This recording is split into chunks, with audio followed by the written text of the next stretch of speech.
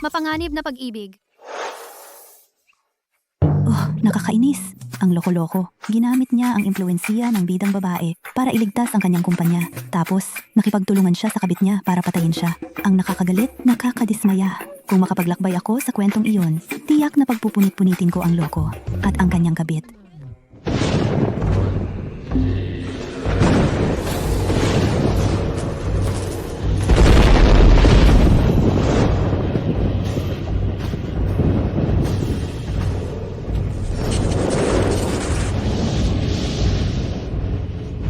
Hindi pwedeng, Diyos.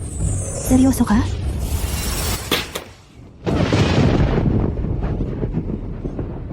Bilisan! Nars! Mainit na tubig!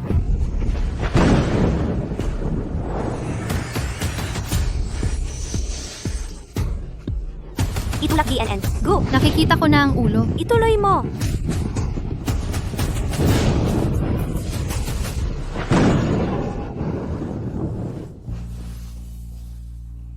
Binabati kita, GNNG. Gu, ito ay isang sanggol na babae. Munting Lily.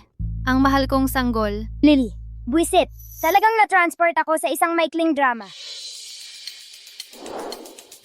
Posible kayang siya ang nagsasalita kanina? Sabi nila hindi ka dapat mag-distract habang nagkukultiba. At ngayon tingnan mo. Kahit ang Diyos ay hindi na makatiis. At pinapasok ako mismo. Oh, sa lahat ng tao na dapat maging... Kailangan ko pa maging anak ni Fang Yu. Mukhang bukod sa akin, walang ibang makakarinig ng mga iniisip ni Lily. Lily, ang pagiging anak ni Mami ay hindi mabuti? Ang pagiging anak ng pamilya Gu sa lungsod ng Shangjing ay ayos lang naman, pero nakakalungkot. Ang aking bagong mama ay hindi magtatagal. Ano? GNN. Gu, anong problema? Wala. Medyo nauuhaw lang ako. Kukuha ako ng baso ng tubig para sa'yo. Sinasabi mo bang, malapit na akong mamatay? Lily. Lily. Ma'am, itong pugad ng ibon ay para sa iyo. Sabi ng doktor makakatulong daw ito sa iyong paggaling pagkatapos manganak. Talagang maraming tulog ang mga bagong silang. Hindi ko sinasadyang nakatulog. Pugad ng ibon.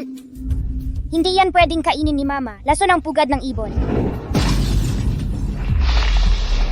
Ma'am, Hindi ako yon. sabihin mo sa akin, sinong nagsabi sa iyong lasunin ang pugad ng ibon? Ako. Sino pa ba kundi ang...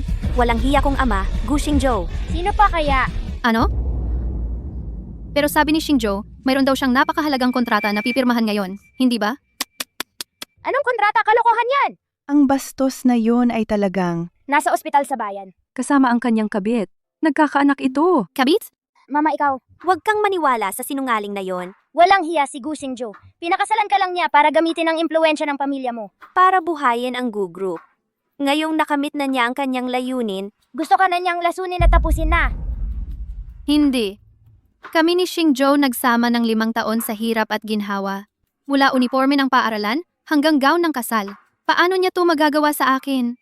Hi! sa tingin ko, hindi maniniwala si Mama. Kung tutuusin, yun ang kanyang... Asawa sa loob ng 5 taong pagmamahalan. Paano ko mapapaniwala si mama sa tunay na mukha ng walang hiyang yon? Ayan na, mag-imbestiga ka at malalaman mo. Mama, alamin mo ang tungkol sa kanya. Alamin mo siya. May tao!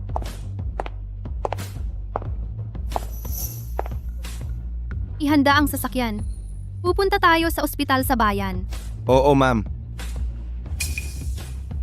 Kaya si mama ay sasaluhin siyang nasa akto. Tianyi. Ako, Gu Xingzhou, ay may anak na lalaki. Siman, ikaw na ngayon ang dakilang tagapagbigay ng aming pamilyang Gu. Dakilang tagapagbigay? Anong uri ng dakilang tagapagbigay? Ang walang titulo, walang katayuan. Kailangan ko pang magtago para manganak ng ating anak. Mahal, huwag kang mainip. Yung 2 matatanda, hindi na kayang magdulot ng gulo. Tungkol naman kay Fang Yu, hindi na rin siya magtatagal.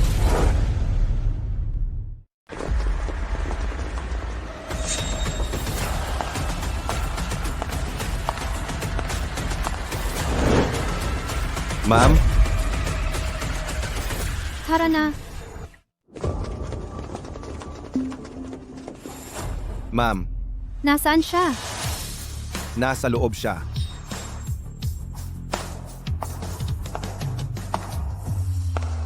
Hindi siya magtatagal. May plano ka?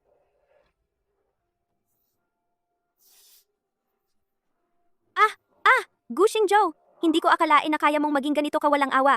Mas walang puso pa sa akin. Nilason mo pa ang sarili mong asawa. Seaman. Kailangan mong maintindihan. Pareho tayong uri ng tao. Kapag patay na si Fang Yu, magiging atin na ba talaga ang Fang Group? Hindi ka ba sang-ayon? Munting Tianyi.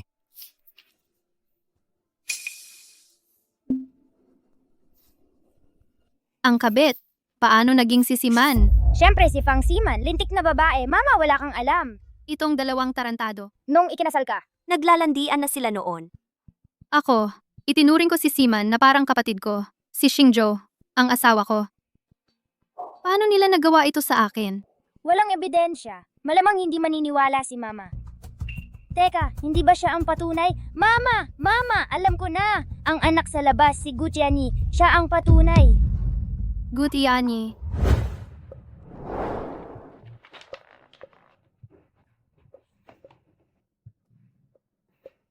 Mahal, ang sanggol ay 4 na buwan pa lang. Bukod dito, may yaya tayo. Teka, ano ba? Anong yaya ang makakapag-alaga sa kanya ng kasing husay ko? Mahal, sa hinaharap, ano ang ipapangalan natin sa ating anak? Mahal, naisip ko na.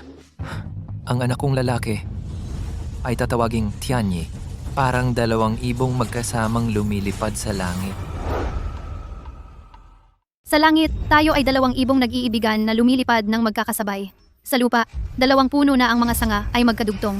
Gu Xingzhou, Fang Siman. Dahil kayong 2 nag-iibigan ay lubos na nagmamahalan, kung hindi ko kayo pagbibigyan na magsama, hindi ba ako magmumukhang si Fang Yu, makitid ang pag-iisip, tao? Si, Ano ang problema kay Mama? Diyos ko, Mama, ito ang mahalagang sandali. Huwag kang duwag ngayon.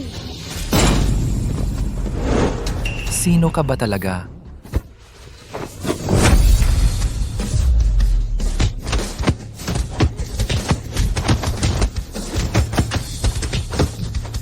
Kaya si Mama ay nagpaplano.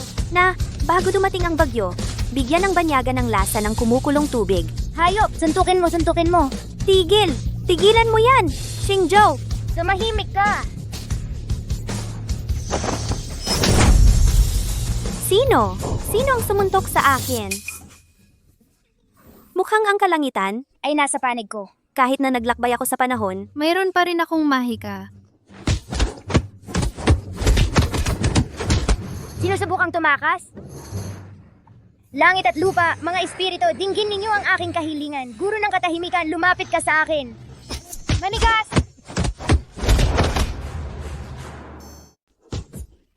Nagyelo sa pwesto. Oo. Sinusubukan mong tumakas? tigil! Tigilan mo siya! Saktan mo siya! Saktan mo siya! Mas malakas! Manloloko ka! Nasaktan mo ang nanay ko! Papatayin kita, buwisit ka! Sige, lakasan mo pa. Saktan mo ang manloloko na yan ng buong lakas mo. Pagod na. Hindi ko inaasahan na ang maliit na katawan na ito. Ay napakahina, hindi ko na kaya. Aray, aray, aray. Tigilan mo siya! Tigil! Buwisit ka naman loloko. Panghas ka mga pinang kapatid ko. Sisipain kita hanggang mamatay ngayon. Manloloko! Lason! Nandaya ka! Nilason mo siya! Ate, yon. Asawa mo? Ano? Ay nako. Mahal! Mahal, Anong ginagawa mo dito? Hindi ko talaga alam na ikaw pala mahal. Masakit ba? masakit, masakit. Mahal, anong ginagawa mo dito? Lahat ito ay dahil sa buwisit na iyon. Narinig ko buntis niya si Siman at ayaw niyang managot. Pupunta rito ang buwisit na iyon, kaya magdadala ako ng mga tao para turuan siya ng leksyon. Mahal, hindi ka naman. Mahal, hindi ka naman. Siyempre hindi. Nandito ka para tulungan si Siman turo ang leksyon ng basurang iyon, di ba? Oo. Narinig ko na darating sa ospital ang basurang iyon, kaya ako. Pasensya na mahal, mali ang natamaan ko. Mahal, ano ba ang pinakain mo sa akin? Isang espesyal na pampawala ng sakit. Mahilig kang mandaya, di ba? Inumin mo itong pampawala ng tigas. Tingnan natin kung makakapaglokohan ka pa. Salamat, mahal. Nakatakas ang basurang iyon ngayon. Sa susunod na mahuli ko siya, ito'y babaliin ko, ang kanyang pagkatao. Mahal, kakapanganak mo lang kay Lily. Kailangan mo pang magpahinga. Hayaan mo akong ihatid ka sa bahay. Sige, Siman, magpahinga ka muna. Babalik ako sa ilang araw. Si 8. Siman, Ha? hindi ko pa alam ang pangalan ng aking pamangkin na lalaki. Tingnan ko. Go. Fang Jianyi. Tiani. Ang pangalang iyon. Mahal, sa panahon ngayon, maraming tao ang pumipili ng pangalan online, kaya normal lang na magkapareho ang pangalan. Mahal, umuwi na muna tayo. Si. Nakuha ko na ang ebidensya.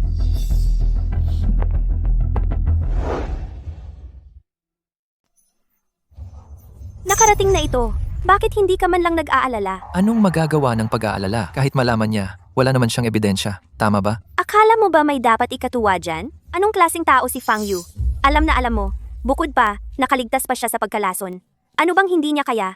Kung makakita siya ng ebidensya, ano sa tingin mo? Paano sa tingin mo tayo mamamatay? Kung ganoon, kailangan lang nating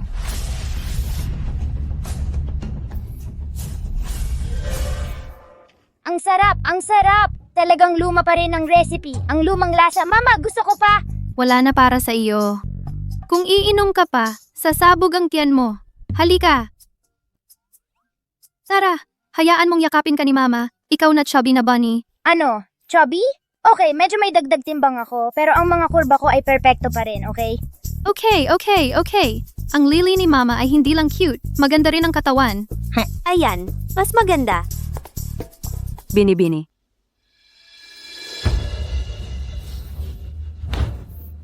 Hahabulin ko siya at haharapin. Teka, sa loob ng 3 araw, may handaan para sa kaarawan ni Lily.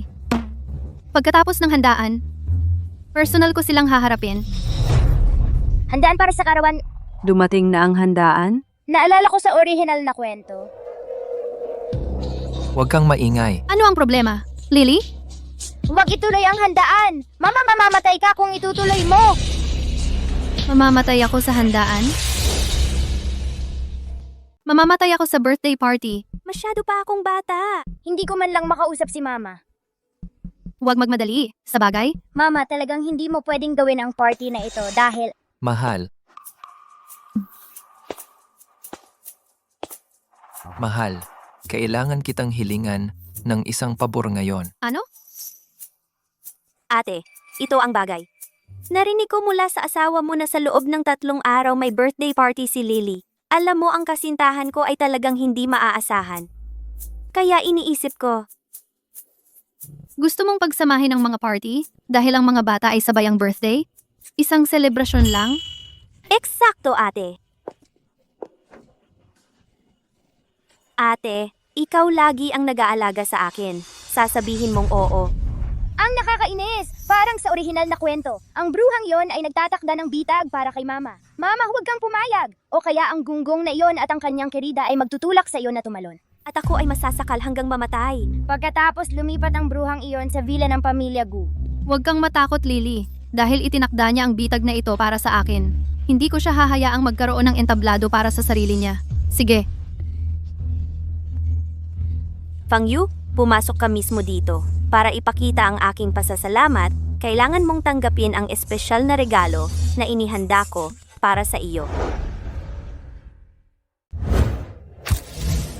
Binabati kita, Ginang Gu, sa pagsilang ng isang anak na babae. Binabati kita. salamat, Manager Reyes at Manager Santos. Pasok! Dumating na sina Manager Cruz, Garcia, at De La Cruz. Ang ingay! Nako, paano naging sila katatapos ko lang umidlip ng kaunti? Ang bilis naman ng istorya.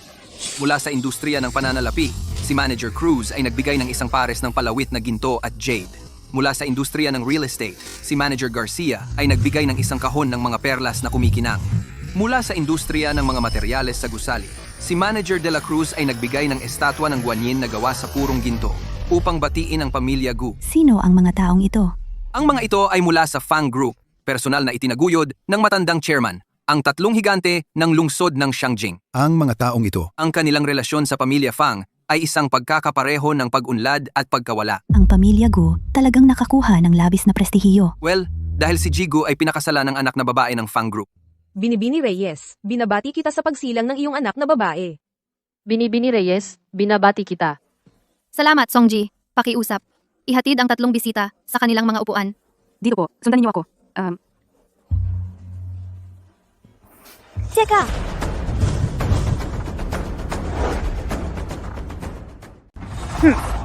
Talagang dumating ang masamang babae. Fang Yu, hindi ba tayo nagkasundo na gawin ang selebrasyon para sa 2 bata ng sabay? Wala pa tayo rito. Paano mo nasimulan agad? Mama, alisin ang masamang babae, bilis! Siman, kung tutuusin, ngayon ay selebrasyon ng pamilya Gu para kay Lily. May tamang pagkakasunod-sunod ang mga bagay. Tama ka naman. Dahil lahat ay nagbigay na ng kanilang regalo. Kung gayon, bilang kanyang tiya, dapat ko rin siyang bigyan ng isang malaking regalo. Isang malaking regalo. Isang malaking regalo.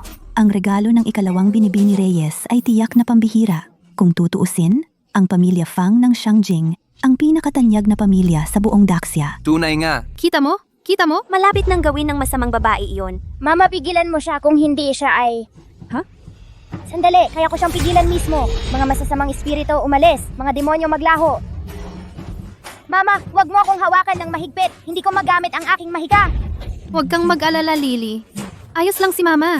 Bihira kang siman. Maging ganito kaalalahanin. Sasabihin ko, medyo naiinis ako kung ano kaya ang malaking regalong ito. Ang malaking regalong ito ay... Ang engranding regalong ito ay... Ang tunay ama ng... ay... bata. uy, mahal, Sino itong lalaki? Siya. Bakit niya siya tinatawag na mahal? maaari bang na si Gu Xiaoduo ay anak niya? Ah, Ginoo, sigurado ka bang hindi ka nagkakamali? panganay na anak na babae ng pamilya Fang, Fang Yu, makikilala kita kahit maging abo ka na. Hindi ko inaasahan. Nagagawin niyon ni Binibini Reyes. Nakakahiya sa matandang amo. Fang Yu? Nakikita mo ba? Ngayon pati si Mr. Wang at ang iba, hindi na makatiis manood. Hindi ba dapat? Magbigay ng paliwanag sa iyong asawa? Magbigay ng pananagutan sa pamilya Fang? Fang Yu, iminumungkahi ko na. Bigyan mo ako ng paliwanag. Ngayon din. Bakit kailangan kong magpaliwanag? Dahil dito, lalaking hindi kilala na biglang sumulpot? Fang Yu, paano ka pa nagmamatigas na nasa bingit ka na ng kamatayan? Lahat? Ito ay isang paternity test. Ang mga resulta. Fang Siman, anong tapang mo? Ano? Ginawa mo pero hindi mo kayang aminin? Kung wala kang lakas ng loob na aminin. Eh di sana hindi ka na lang. Natulog sa kanya sa simula pa lang. Sa puntong ito, hindi ka na nagkukunwari.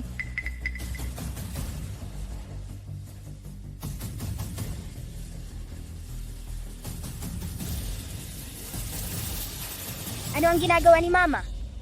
Naalala ko sa original na plot, hindi niya ako binitawan. Dahil hindi ka na nagkukunwari, hindi ko na kailangan magpanggap sa iyo. Gusto mong makita ng lahat ang ebidensyang ito, tama? Kaya, hayaan ang lahat. Tingnan ng mabuti at malinaw.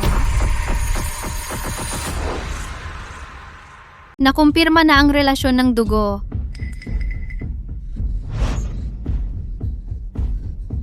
Paano ito nangyari? Paano nangyari ito? Ako, sinabi ko kay Dr. Lu na asikasuhin iyon. Ikaw pala. Sinumbong mo si Fang Yu. Fang Siman, dapat may konsensya ka. Hindi ko nga kilala ang panganay na anak ng pamilya Fang. At tinanggap mo ako para magpanggap bilang tunay na ama ni Gu Xiaoduo. At sinabi mong pagkatapos, bibigyan mo ako ng 10 milyon. Ngayon, sinisisi mo ako. Paano ginawa ni Fang Siman ito? Si Binibini Reyes ay sarili niyang kapatid. Paano niya ito nagawa sa kanya? eksakto. Kung tatanungin mo ako, nainggit lang siya sa magandang pag-aasawa ni Binibini Reyes. At siya gumamit pa ng peking ebidensya para siraan si Binibini Reyes sa selebrasyon ng kapanganakan. Hindi ikaw. Kung gayon, sino? Fang Siman, walang nagtaksil sa iyo. Walang nagtaksil sa akin? Paano mo nalaman? Sinasabi mo bang? Mamamatay ako sa selebrasyon ng kapanganakan? Nako, Masyado pa akong maliit ngayon. Wala akong paraan para makipag-usap kay Mommy. Anyway, Mommy, wag mong ituloy ang selebrasyong ito. Dahil si Fang Siman, masamang babae, gagawa siya ng peking paternity test para siraan ka. pagka?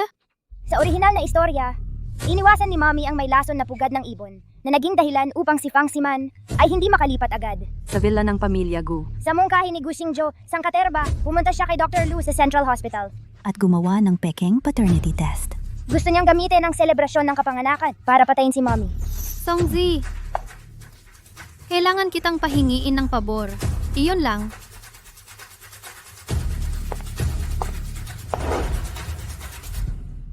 Binibini Reyes. Huwag kang mag-alala. Wala kang mapapansin. Sige. Kapag tapos na, personal akong darating para magpasalamat. Mabuti. Huwag gumalaw. Ano ang ginagawa mo?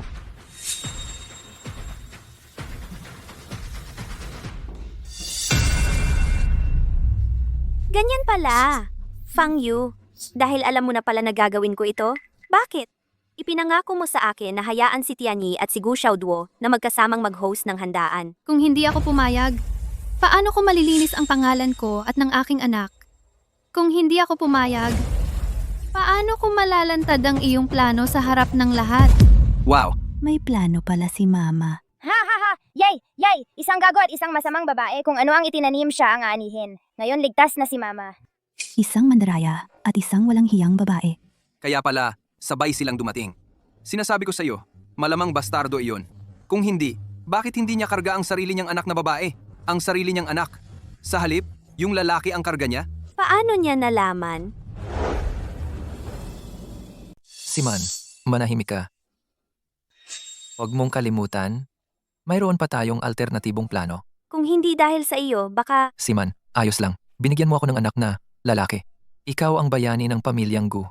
Huwag kang mag-alala, nandito ako. Walang manggugulo sa iyo ngayon. Walang hiya! Nakakadiri! Ang lalaking minamata ang babae at walang hiya! Hindi lang siya nang maliit sa akin dahil babae ako. Pero pagkatapos tulungan ni Mommy ang Gu Group, sinubukan niyang lamunin ang pamilyang Fang. Lamunin ang pamilyang Fang. Sayang hindi pa ako makapagsalita. Kung hindi, ilalantad ko kung sino talaga ang lalaking iyon. Mabuti. Kayong dalawang walang hiya, naglakas loob kayong pakialaman ang pamilyang Fang? Mukhang nakalimutan nyo ang mga patakaran ng pamilyang Fang. Gaano ba katakot ang mga patakaran ng pamilyang Fang? Sa tingin ko, namumutla na sa takot si Fang Siman. Siyempre nakakatakot. Ang pamilyang Fang ay nagpapatupad pa rin ng sinaunang batas ng angkan. Ang ginawa ni Fang Siman ay hindi lang pagtataksil, nakakasama ito sa buong angkan. Sa pamilyang Fang, ang ilubog sa kulungan ng baboy ay madali pa. Fang Siman, Narinig mo iyon? kahit mga tagalabas ay alam ang mga patakaran ng ating pamilya. Bilang isang ampon na anak ng pamilyang Fang, naglakas loob kang balewalain ang lahat ng moralidad at agawin ng asawa ko? Ano ang masasabi mo? Ano ang parusa para dyan? Kung parusahan mo si Siman gamit ang batas pamilya, tiyak na mamamatay siya. Pero sa tingin mo ba may kapangyarihan ka pa ba? Nako, may nakatago pa ba silang alas? Tama. Fang Yu, kung ikaw pa rin ang tagapagmana ng pamilyang Fang at kayang utusan ng 3 haligi ng pamilyang Fang, natural na matatakot ako. Ngunit, kaya mo pa ba silang utusan ngayon? Anong ibig mong sabihin? Anong ibig niyang sabihin? Posible bang ang 3 haligi ng pamilyang Fang nasuhulan na rin ni Fang Siman? Imposible iyan. Ang 3 iyan ay mga tagapangalaga na personal na itinalaga ng matandang Ginoong Fang. Hindi nila ipagkakanulo ang batang ginang. Masyado kang bobo para makita ito. Ginawa ko na itong napakalinaw at hindi mo pa rin maintindihan. Ginoong Chen, Ginoong Wang, Ginoong Lin, ano ang masasabi ninyo? Sinasabi mo bang ipagkanulo nila ako? At tutulungan ka na lang? Siyempre, Naku naman, paano ko makakalimutan ito? Sa orihinal na balangkas, si Gu Xingzhou ay gumawa ng masusing paghahanda upang alisin si Mama sa daan. Ginamit niya ang loko-lokong si Fang Siman na bulag sa pag-ibig upang suhulan ang 3 haligi. Ang kanyang layunin ay sakupin ang posisyon ng tagapagmana ng Fang Group. Mama, kailangan mong mag-ingat sa 3 iyon. Huwag kang mag-alala, Lily. Nasa akin na ang lahat. Mama, Fang Siman, baka hindi mo alam ito. 3 taon na ang nakalipas. Ibinigay ko kay Mr. Chen ang kakaibang kwintas na iyon na pinapangarap niya sa loob ng 1 dekada. ibinigay ko rin kay Mr. Lin. Isang antigong mula sa dinastiyang Shang na nagkakahalaga ng 700 million. Tungkol naman kay Mr. Wang, tumanggap siya ng hindi mabilang na mga regalo mula sa akin, mga luxury car at magagandang babae. Masyadong marami para bilangin. Tinrato ko sila ng may taos-pusong paggalang. Sabihin mo sa akin, hindi ba nila ako tutulungan? Nakikita mo? Nakikita mo? Ang masamang babae ay umamin na. Mama, kailangan mo siyang ibagsak. Diyos ko, Fang Siman talagang gumastos ng malaking halaga para suhulan ang mga tao, para lang sirain ang panganay na anak na babae ng pamilya Fang. Wala siyang iba kundi isang walang utang na loob na hamak. Eksakto. Itong si Fang Siman, maaaring isang inampon na anak, ngunit si Ginoong Fang at ang kanyang asawa ay pinalaki siya na parang sariling anak. Paano niya kayang ipagkanulo ang panganay na anak? Iyon ay puro kawalan ng utang na loob. Anak, alam mo ba, ang buhay mo ay malapit ng magbago ng lubusan. Paano yan? Masaya? Nagulat? Mr. Chan, Mr. Wang, Mr. Lin, may sasabihin ba kayo? Panganay na anak, Fang Simon, ay talagang nagbigay sa akin ng isang kakaibang kwintas. Ngunit pagkatapos kong matanggap ito, sa iyong pagdiriwang ng kaarawan, ibinigay ko ito sa iyo. Hindi ko ito itinago para sa sarili ko. Tama iyan, panganay na anak. Hindi namin mangahas tanggapin ang anuman mula sa isang trader ng pamilya. Ang antigong natanggap ko ay ibinalik na sa vault ng pamilya Fang noon pa man. Sa katunayan, si Assistant Song mismo ang naghatid pabalik nito.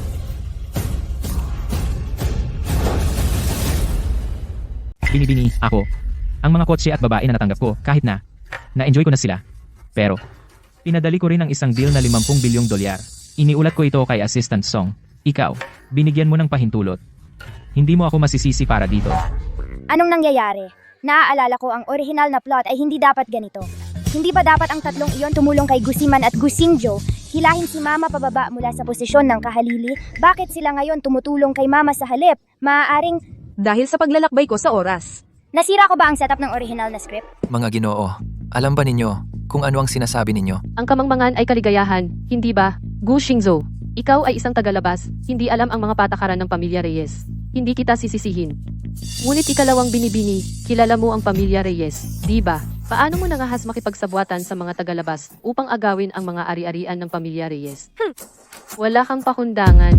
Lin Pingye, anong kalokohan ang sinasabi mo? Noong binigyan kita ng antik na iyon, ikaw sumumpa ka sa akin gagawin mong bumaba si Yu Reyes. Ngayon ikaw.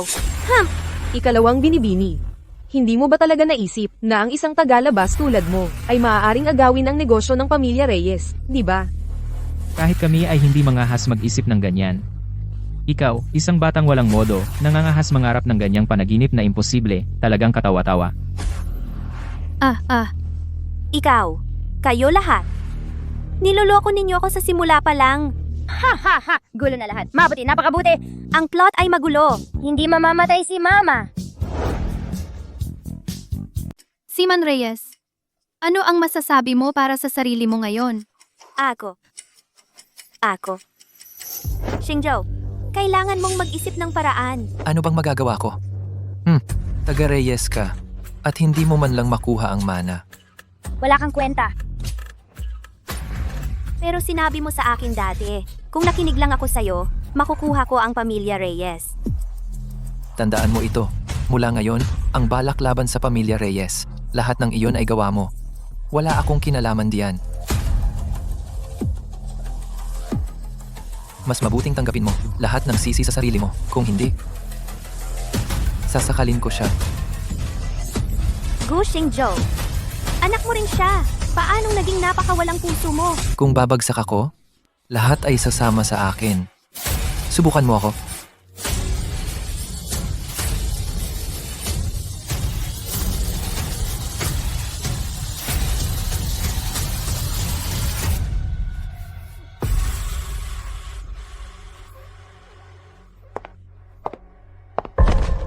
Ate, mali ako. Hindi ko dapat inakit ang asawa mo. Ako lang ang may kasalanan. Dahil sa selos, sinuhulan ko si Ginoong Chen at ang iba pa. Ate, tatanggapin ko ang anumang parusa ng pamilya na ibigay mo sa akin, pero nakikiusap ako sa'yo.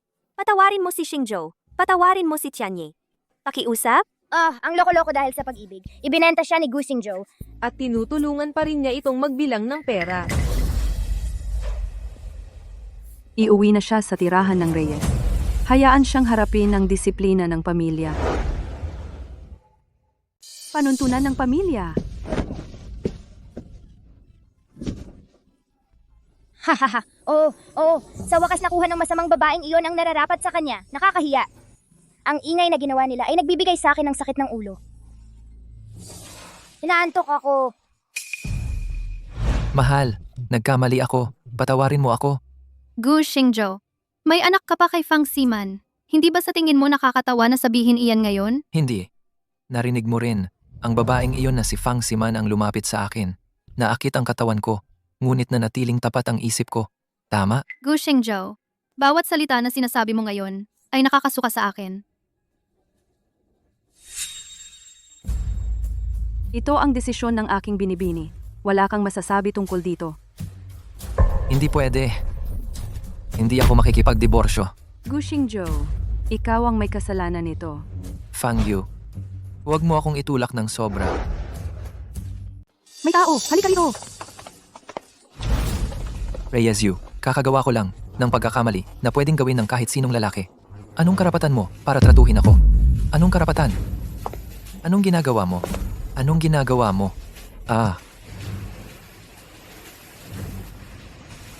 Ilayo siya. Reyes Yu, masamang babae ka. Babayaran mo ito. Tandaan mo ang sinabi ko. Mamalimos ka para bumalik ako. Hahaha, mamalimos ka para bumalik ako. Songji, Paumanhin sa lahat. Dito na nagtatapos ang handaan. Patawarin niyo ang pamilya Reyes sa aming mahinang pagtanggap. Pakiusap, dito daan.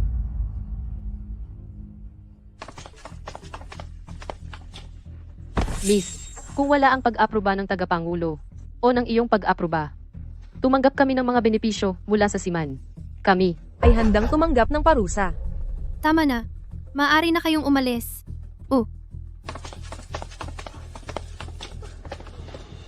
Halos makatulog ako kanina. Tapos na ba ang handaan? Mama, talagang hindi mo pwedeng hayaan na matapos ang handaan. Kung hindi, magdudulot ito ng sakuna. Sakuna, Sa orihinal na kwento, sa aking pagdiriwang ng kapanganakan, napatunayang nagkasala si Mama ng pangangaliwa at naging target ng pampublikong pamumuna. Ngunit pagkatapos kumalma, Nakakita pa rin si Mama ng ebidensya. at naghanda upang linisin ang kanyang pangalan. pagkatapos ni Gu Xingzhou, At nalaman ito ni Fang Siman. itinutok nila ang kanilang mga mata sa Aking mga lolo't lola na nasa ilalim na ng kontrol. kontrol? Ang lalaking iyon na si Gu Xingzhou, upang matiyak na walang sagabal ang kanyang plano, ay inilagay ang aking mga lolo't lola sa pag-aresto sa bahay. Mamaya, Pinilit pa niya si Lolo. nabaguhin ang mana at pagkatapos ay pinatay sila. Nang malaman ni Mama na pinatay ang kanyang mga magulang, nawalan siya ng gana mabuhay. At tumalon sa kanyang kamatayan. Binibini, ano ang problema? Ganyan pala. Ganyan pala. Kahit na ang kapalaran ni Mama, Ay nabago. ang aking mga lolo't lola, Ay mamamatay pa rin. sa mga kamay ni Gu Xingzhou. Songzi, dalhin si Gu Xingzhou. Sa harap ko kaagad. Oh. Gu Xingzhou, ang halimaw na iyon. Ang aking mga magulang ay hindi lamang tumulong sa kanya na buhayin ang Gu Group, kundi ipinakilala rin siya sa maraming kapakipakinabang na koneksyon. Ngayon, Hindi lamang niya ako pinaratangan, kundi ginantihan din ng pagkakanulo ang kabaitan ng aking mga magulang. Kung hindi ko siya pagbabayarin ng malaking halaga, hindi ako karapat-dapat sa pangalang Reyes. Nasaan si Gu Xingzhou? Siya. Magsalita ka. Nakataka siya. Ano?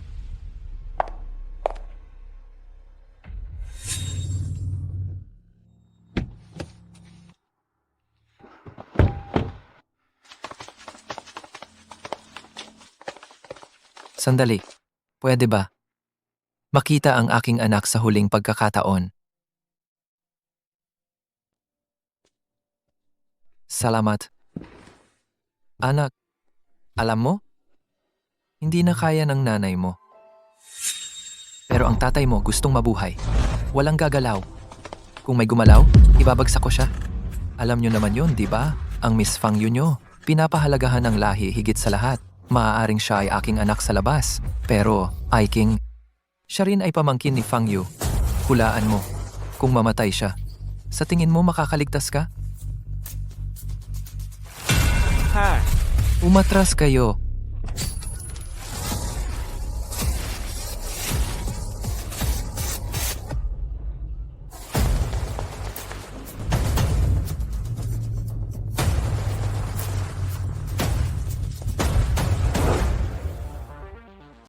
Si Gushing Zhou ay isang halimaw.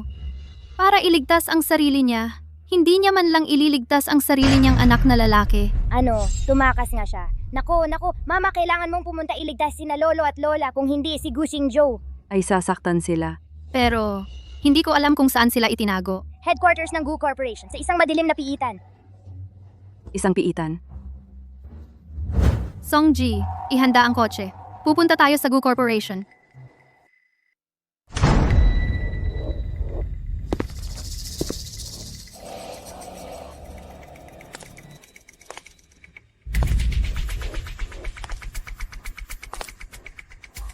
Mama, tatay, tiyak na gutom kayo. Gu Xingzhou.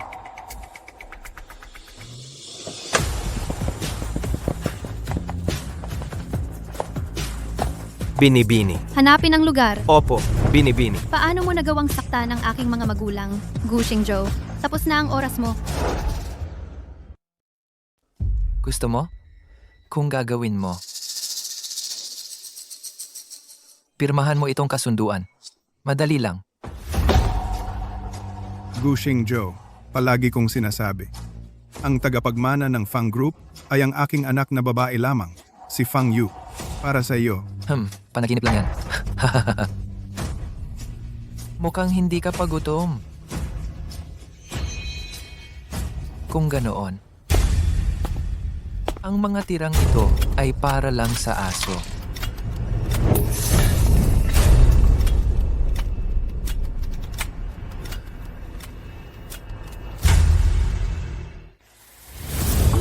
Matanda, akala mo matapang ka, ha? Pipirmahan mo ang kasunduan gusto mo man o hindi? Siya? Kay.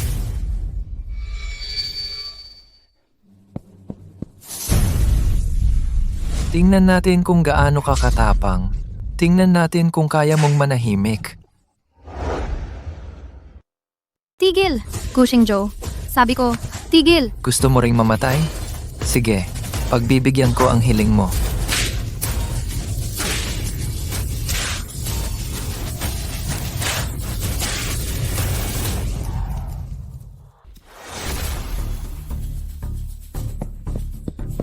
Binibini, walang pasukan sa timog. Walang pasukan sa kanluran. Binibini, Walang pasukan sa silangan. Walang pasukan sa hilaga. Walang kwenta. Ang mga sanggol, marami talagang tulog. Binibini. Naghanap na kami kahit saan. Wala pa ring bakas ng pasukan ng piitan. Ano ang gagawin natin ngayon? Siyempre, hindi ninyo ito makikita. Dahil ang pasukan ay nasa opisina ni Gushing Zhou, ang isip ng taong iyon ay sobrang talas. Bukod sa kanya, walang nakakaalam na ang elevator ng kanyang opisina. Ay patungo sa piitan. Tara na. Bilisan mo. Kilos.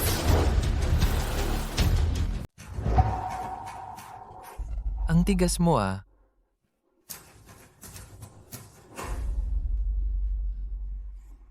Pero tingnan natin, kung ilalagay ko ito sa'yo, matigas ka pa rin ba, Gushing Zhou?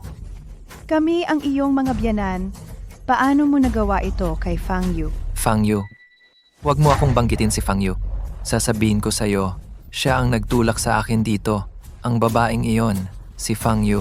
Hindi lang pinalakad si Siman. Pinilit din niya akong makipaghiwalay. Mama, tatay, wala kayong ideya. Upang makatakas sa kanyang mga kamay, pinatay ko ang sarili kong anak gamit ang sarili kong mga kamay. Fang Yu. Bakit gagawin iyon ni Fang Yu? Bakit? Ang ginawa ko lang ay mandaya. Pinagawa ko lang kay Sima ng isang lalaking anak. Gusto ko lang ang kayamanan ng pamilya mo. Kung nakinig siya sa akin, hindi ko na kailangang lasunin siya. Kasalanan ni Fang Yu ang lahat. Babaeng iyon. Pinilit niya ako. Lason? Gushing Zhou. Nilason mo ang anak ko? Shh! Pababain mo ang boses mo. Hindi siya patay. Gayunpaman, kung ibibigay lang niya sa akin ang mga bahagi, kung siya ay mabuhay o mamatay, ay walang pagkakaiba. Sa akin, Kasalanan ko ito lahat. Hindi ko dapat pinagkatiwalaan ka. Ibinigay ko ang aking nag-iisang anak na babae sa isang halimaw na katulad mo. ha, She's hung. huli na para magsisi. Hayaan mong sabihin ko sa iyo ang isang bagay. Huli na ngayon. She's hung. Ipaglalaban kita hanggang kamatayan. Mahal,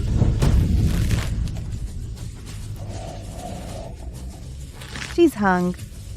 Palayain mo siya. Mamamatay siya. Anong mahalaga kung mabuhay o mamatay siya? Hindi siya pipirma sa kasunduan, kahit paano. Hindi. Tumigil!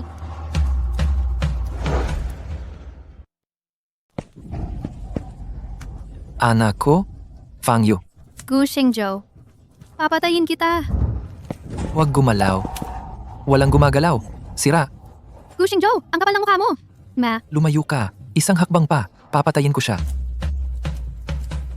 Fang Yu, kung patuloy mo akong pilitin, hindi ako magdadalawang isip na isama ang dalawang matatanda na ito sa kamatayan ko. Gu Xingzhou, ikaw, kumalma ka. Pwedeng pag-usapan natin ito. Galit na galit ako. Sobrang nagngingit-ngit ako. anong nangyayari? Sa tingin ko, may narinig akong boses ng sanggol. Nakakagalit ito. Yung basurang si Gu Xingzhou. Ang kapal ng mukha para tratuhin ang mga lolo't lola ko. Nang napakasama. Kung hindi, Kita pagdidisiplinahin, hindi mo malalaman kung ano ang tunay na sakit. Sige, mag-usap tayo. Ihanda mo ang kasunduan sa paglilipat ng bahagi. Ngayon din. Kung hindi,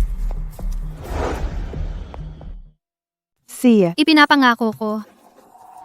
Songji, maghanda ng kasunduan. Ipahati dito agad. oo, ako na ang bahala.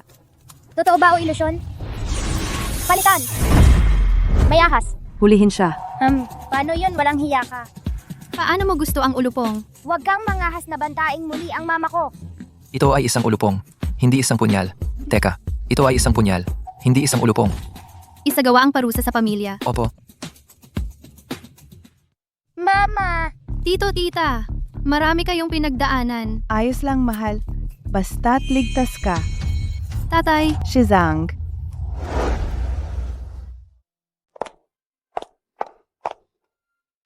Mama, huwag kang mag-alala. Kahit na nabago na ang buong kwento, nabaliktad, si Lolo ay laging mapalad. Magiging maayos siya. Lily, sinasabi mo bang magiging okay si Lolo? Siyempre, Ginugol ni Lolo ang buong buhay niya sa negosyo. Tinulungan niya ang maraming ulila. ang isang taong tulad niya, paano naging napakalupit ng tadhana? Para siyang kunin sa atin? Tumingin kay Mama, parang nababasa niya. Ang isip ko, Ako, Doktor, kumusta ang tatay ko? Huwag kang mag-alala, Binibini Reyes. Si ang tagapangulo ay wala na sa panganib ngayon. eh di ba? Sinabi ko sa iyong magiging maayos si Lolo. Ngayon makakapagpahinga ka na, di ba Mama? Oo, si Lily ay aking munting anghel. Kung sabi ng aking anghel na okay siya, magiging gayon nga.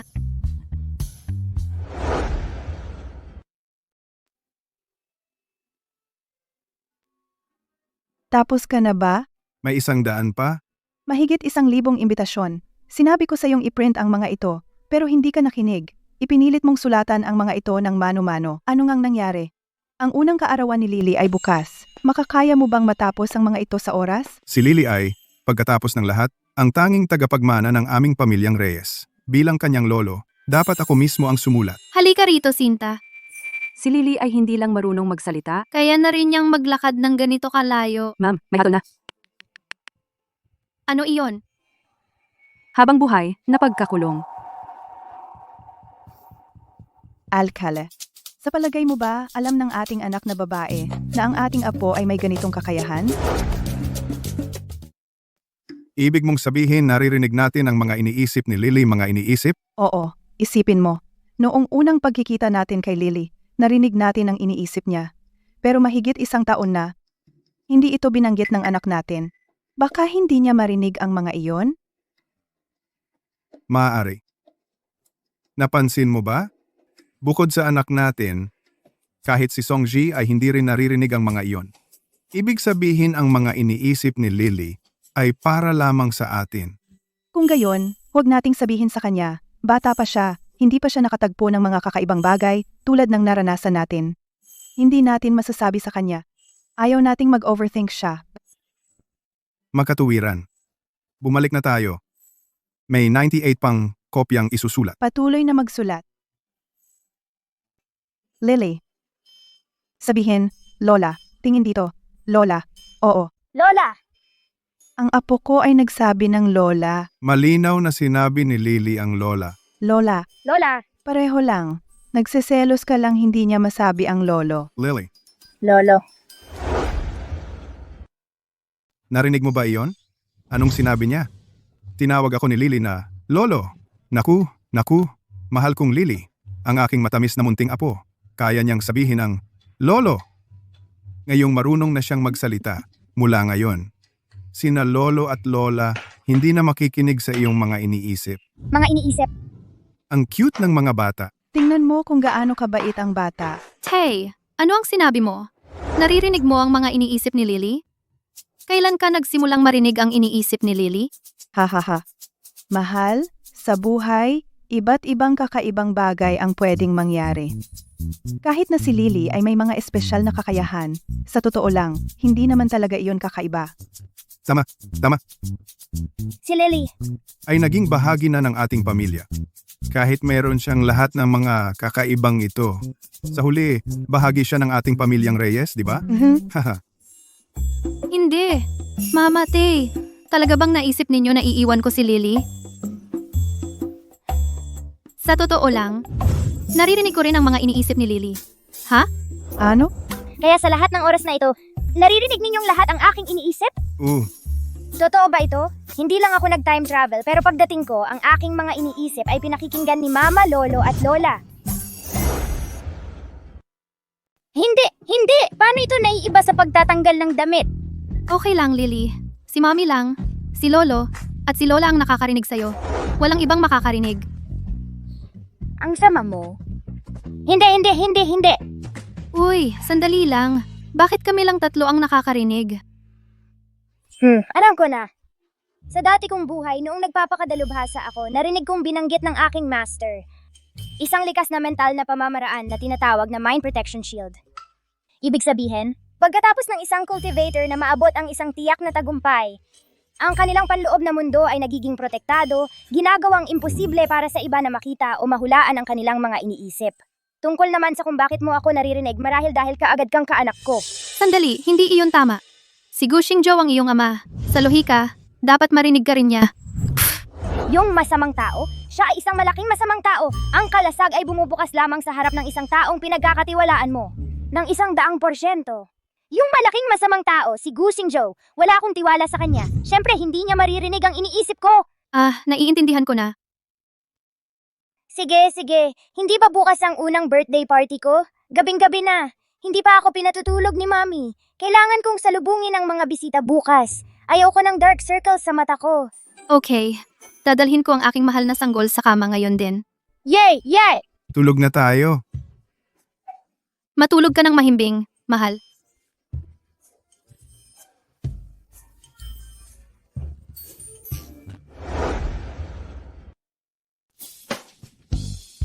Tagapangulo Reyes, binabati kita. Noong natanggap ko ang imbitasyon, bumalik ako agad. Oo, Tagapangulo Reyes. Narinig ko ang unang kaarawan ng iyong apo. Kaya't ipinagpaliban ko ang aking proyektong nagkakahalaga ng 3 bilyong piso. Ipinagpaliban. Bumalik ako para lang ipagdiwang ang kanyang kaarawan.